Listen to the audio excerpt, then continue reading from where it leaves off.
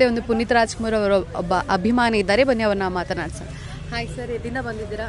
ಒಂದು ಪೋಸ್ಟರ್ ಕೂಡ ಹಿಡ್ಕೊಂಡು ಬಂದಿದ್ದೀರಾ. ಹೌದು ಮೇಡಮ್, ನಂದೆಲ್ಲ ಫಸ್ಟ್ ಆಫ್ ಆಲ್ ನಾನು ಇದು ಮಾಡ್ತೀನಿ, ಅಲ್ಲ ನಂದೆಲ್ಲ ಫಸ್ಟ್ ಆಫ್ ಆಲ್ ನಾನು ಹಿಡ್ಕೊಂಡ್ಬಂದಿರೋದು. ಯಾರ್ದೋ ಒಬ್ಬರು ನೆನ್ನೆ ರಾತ್ರಿ ಒಂದು ಘಟನೆ ನಡೀತು, ನಿಮ್ಗೆ ಗೊತ್ತೋ ಇಲ್ವಾ ನಮ್ಗೆ ಗೊತ್ತಿಲ್ಲ. ಬೈ ಮಿಸ್ಸಾಗಿ ಕುಡ್ಕೊಂಡ್ಬಂದು ಒಂದು ಬಾಂಬು ಹಿಂಗೆ ಕೈ ಹಿಂಗೆ ಹಿಡ್ಕೊಂಡಿದ್ರು ಕಟ್ಟಿಗೆ, ಎಷ್ಟಿದ್ದೇನೆ ಕೈ ಹಿಡ್ಕೊಂಡು ಕೈ ಏಟಾಯಿತು, ಸಕ ಬ್ಲಡ್ ಬಂದು ಒಂದು ಸ್ವಲ್ಪ ಹಾಸ್ಪಿಟಲ್ ಇದು ಮಾಡೋರೆ ಅವ್ರದ್ದಿದ್ದು. ಆದರೆ ಅವರು ಬರೋಕ್ಕಾಗಿಲ್ಲ. ಆ್ಯಂಡ್ ನಾನು ನಮ್ಮ ಬಾಸ್ನ ತುಂಬ ಇಷ್ಟಪಡ್ತೀನಿ. ಆ್ಯಂಡ್ ಇನ್ನೊಂದು ಎಲ್ಲರಿಗೂ ಕರ್ನಾಟಕದವ್ರೆ. ನಾನು ಒಂದೇ ಬೇಡಿಕೆ ಏನಂದರೆ, ನಾ ಅಪ್ಪ ಬಾಸು ಡಿ ಬಾಸು ಅಂತ ಜಗಳ ಆಡೋಕೆ ಹೋಗ್ಬೇಡಿ ಫಸ್ಟ್ ಆಫ್ ಆಲ್. ಹಂಗೆ ಅಂದ್ಬಿಟ್ಟು ಎಲ್ಲರೂ ಕೆಟ್ಟವ್ರನ್ನ ಮಾಡ್ಬಿಟ್ರೆ ಇನ್ಯಾರಪ್ಪ ಒಳ್ಳೆಯರು ಇರ್ತಾರೆ. ಅಂದರೆ ಇದು ನಾನು ಡಿ ಬಾಸು ಇಷ್ಟಪಡ್ತೀನಿ, ಆ್ಯಂಡ್ ಅಪ್ಪ ಬಾಸು ಆ ಥರ ಇದು ಜಾತಿ ವ್ಯವಹಾರ ಇದು ಈ ಥರ ನಡೀತಿದೆ.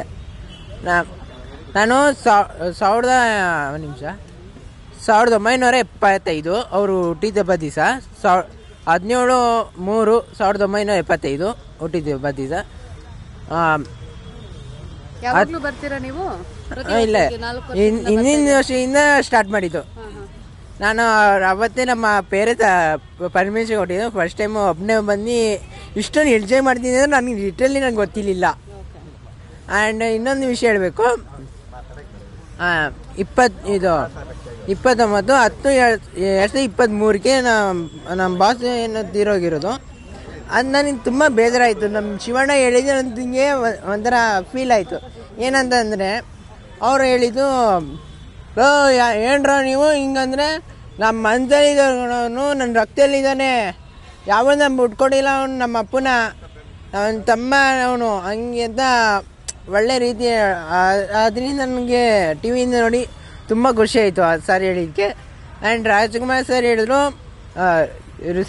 ರಾಜ್ಕುಮಾರ್ ಇರ್ಬೇಕು ಅವ್ರ ಹೆಸರು, ಇನ್ನೊಬ್ಬರು ಅಣ್ಣ ಅವರಂದರು, ಇದು ನನ್ನ ಎತ್ಕೊಬಿಡಿ, ನಮ್ಮ ಹಬ್ಬದ ಕರ್ಕೊಂಬನ್ನಿ ದೇವರೇ, ಹಿಂಗೆ ಒಂದೊಂದು ನನ್ನ ಬೇಡಿಕೆ ನನ್ನ ಮೇಲೆ ಎತ್ಕೊಬಿಡಿ, ನಮ್ಮ ಬಾಸನ್ನ ಕೆಳಗೆ ಬನ್ನಿ ಇದು ಮಾಡಿಬಿಡ್ಲಿ ಅಂತ ನಮ್ಮ ಬಾಸ್ ಅಂತಲೇ ಹೇಳಿದರು ಅವರು.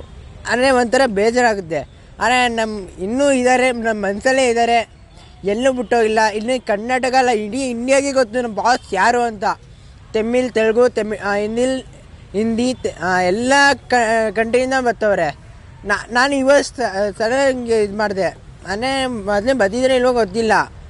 ಸ್ವಲ್ಪ ನಾನು ಕೆಲಸ ಬ್ಯುಸಿ ಅಂದ್ಬಿಟ್ಟು ನಾನು ಜಾಸ್ತಿ ನೋಡೋಕೈತಿಲ್ಲ, ನೋಡ್ಕೊಂಡು ಹಂಗೆ ಏನೋ ಹೊಂಟೋಗುವೆ.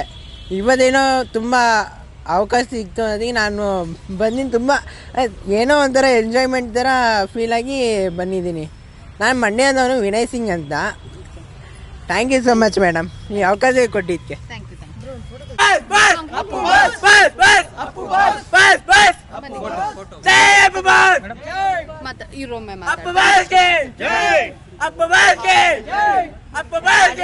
ಇಂಟ್ರೆಸ್ಟಿಂಗ್ ಮತ್ತು ಇನ್ಫಾರ್ಮೇಟಿವ್ ವಿಡಿಯೋಗಳನ್ನ ಮಿಸ್ ಮಾಡ್ಕೋಬೇಡಿ. ಈಗಲೇ ಸಬ್ಸ್ಕ್ರೈಬ್ ಮಾಡಿ.